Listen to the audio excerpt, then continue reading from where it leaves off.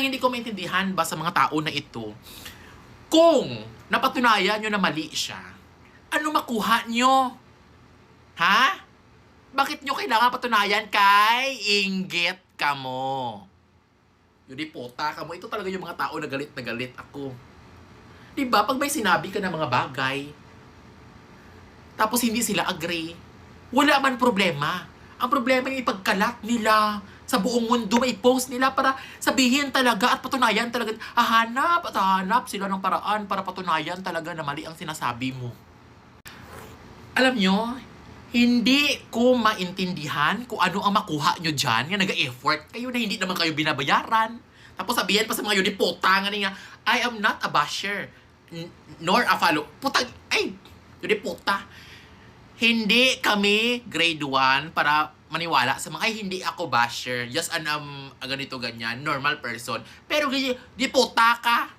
San utok mo, tingin mo, bobo kami katulad mo. I-intro pa, I'm not a basher, hindi din ako pakialam.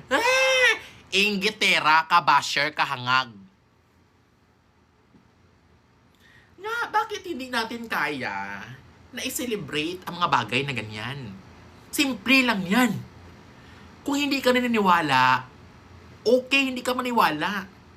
Pero bakit mo ipagkalat? Bakit mo pala, sige, hanap ka ng paraan, mga screenshot, mag-English ka na parang isang nobela na post dyan. Bakit? Ano makuha mo? Kung naniniwala ka man, dapat, Diyos ko, ambot na lang sa inyo.